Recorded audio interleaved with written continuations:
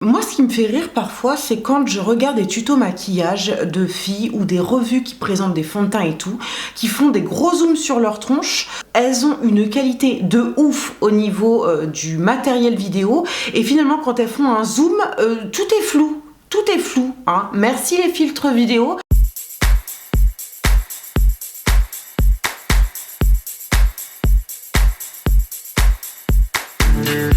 Hola YouTube, bienvenue sur la chaîne Grain de Beauté. Aujourd'hui, je vous présente une vidéo revue crash test sur un produit qui a fait un petit peu le buzz sur les réseaux et comme à mon habitude, je viens 10 ans après la guerre et je passe au crible l'infaillible 24 Fresh Wear de L'Oréal. Si ce crash test vous intéresse, eh bien, je vous laisse avec la suite en images. Donc j'ai choisi de tester l'infaillible 24 Fresh Wear de L'Oréal Paris.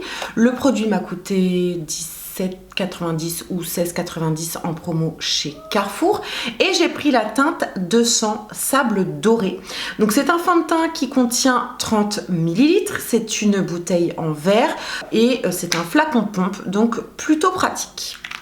Concernant le choix de la teinte, j'ai galéré parce que heureusement quand même que j'ai pu swatcher les teintes en magasin, mais les deux premières teintes que j'ai swatchées, c'est-à-dire la 250 et la 260, elles étaient absolument pas adaptées à ma peau. Au moment où je les ai mises directement sur ma main, le fond de teint s'est oxydé, un truc de malade. Heureusement, je me suis rendue dans une autre grande surface, chez Carrefour, et j'ai pu swatcher des teintes un petit peu plus claires. D'ailleurs, chez Carrefour, il y avait un petit peu plus de choix. Et en plus, le fond de teint était en promo. Je me suis dirigée vers la teinte 200 et après application, la teinte me correspond assez bien. Là où je l'attends, c'est au niveau de la tenue, de la couvrance et surtout, est-ce qu'il ne va pas filer dans mes petites ridules d'expression? Je prends mon Beauty Blender et je mets deux pompes. Enfin, deux pompes, non, je vais en mettre qu'une. Voilà, et je viens directement sur les petites cicatrices à planquer. Le fond de teint s'oxyde un petit peu. Mais au niveau de la teinte, justement, je pense que j'ai pris un ton plus clair, de sorte à ce qu'au moment où ça s'oxyde, eh bien, ça corresponde plutôt bien à la couleur de ma peau. Donc là, au niveau de la teinte, franchement, c'est parfait.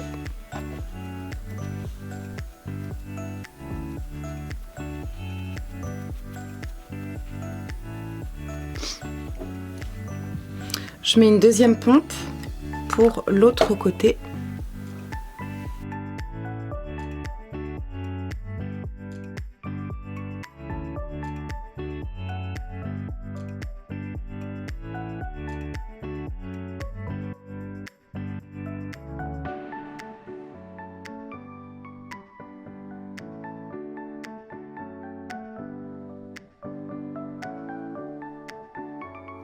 Donc en une couche au niveau de la couvrance, c'est pas énorme, c'est vrai, mais ça m'a plutôt bien unifié le teint.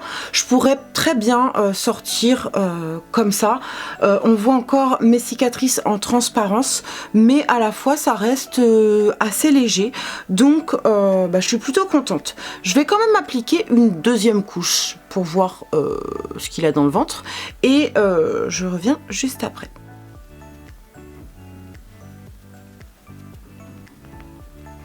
Donc évidemment j'insiste uniquement là où j'ai des choses à planquer puisque ailleurs c'est pas particulièrement utile. Donc moi c'est principalement les joues, le cou pour faire un raccord avec la couleur de mon buste. Et c'est tout en fait. Je termine mon make-up hors caméra et je reviens juste après.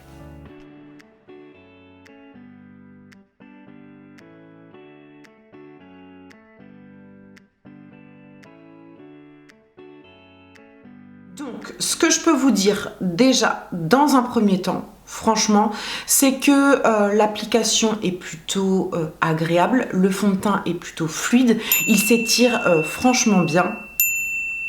Et au niveau de la couvrance, j'ai appliqué deux couches. En fait, j'ai appliqué 3 pompes, mais en 2 fois. Et moi qui ai quand même pas mal de belles cicatrices à planquer, eh bien le fond de teint a plutôt bien marché, je trouve, malgré le fait qu'il n'y a pas d'effet matière, pas d'effet cakey au niveau du rendu, au niveau visible, hein, et ce dans la vraie vie. Hein. Je vous parle pas en caméra, mais vraiment dans la vraie vie. On ne voit pas que je porte un fond de teint.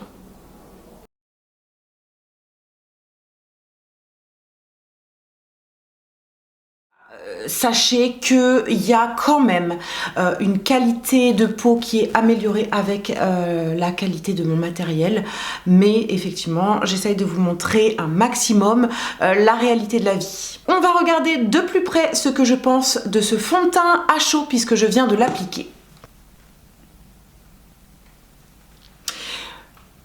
Eh bien écoutez, comme ça, d'emblée direct, j'aime bien le rendu. J'ai pas l'impression de porter quelque chose sur le visage. Ça embellit la peau, mais de façon naturelle, puisqu'il n'y a pas d'effet matière. Je vois encore les pores de ma peau en transparence. Je vois également un petit peu mes cicatrices, bien que je les ai planquées avec mon anti-cerne en plus du fond de teint. Le résultat est clairement joli. Voilà, au premier abord, il est clairement joli.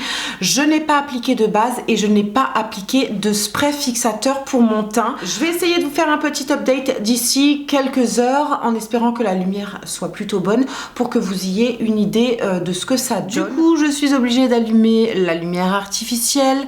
Bref, je vais quand même vous donner mon petit avis 3 heures après l'application de mon fond de teint. Donc, est-ce que ça a bougé ?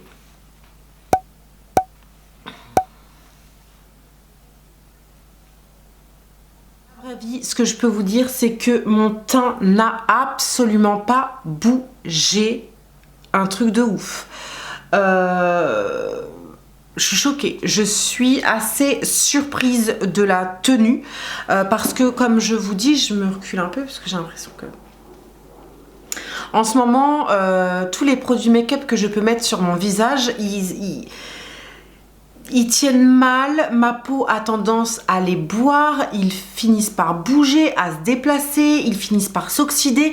Bref, il n'y a pas un résultat joli avec les produits que je pouvais utiliser auparavant. Excusez-moi, je pensais que j'avais renversé du fond de teint sur mon canapé. Mon teint est joli, le teint n'a absolument pas filé dans les plis. Ça, c'est vraiment, vraiment top. Alors, ça ne s'est pas oxydé non plus, donc je suis assez contente. Par contre, le seul petit hic que j'ai en me regardant, c'est que j'ai un aspect un peu poudre sur le visage. Logique, j'ai poudré mon anti-cerne. Et ça, c'est parce que je n'ai pas appliqué de spray après l'application de mon maquillage. Chose que je fais régulièrement depuis quelques temps. Donc j'ai un aspect un petit peu sec au niveau du visage, un petit peu poudreux, je sais pas comment vous expliquer, mais là j'ai qu'une envie, c'est de me sprayer. Là j'ai qu'une envie, c'est de me foutre un coup de spray sur la tronche pour enlever cet aspect poudreux sur le visage. Mais bon, concrètement, ça concerne absolument pas le fond de teint puisque le fond de teint est toujours aussi présent au niveau de ce que j'ai à planquer. Donc top, top, top, clairement. Petit update, il est exactement 19h55, ça fait donc à peu près 6 heures que je porte le fond de teint et je voulais vous donner mon petit avis. Là, il fait nuit, j'ai la lumière artificielle encore une fois et vous pouvez pas bien vous rendre compte. Mais en vrai, j'ai regardé tout à l'heure dans le miroir qui se trouve juste ici. Mon teint est magnifique les meufs, je suis choquée. Mais quand je vous dis choquée, ça fait très très longtemps que j'ai pas eu un fond de teint aussi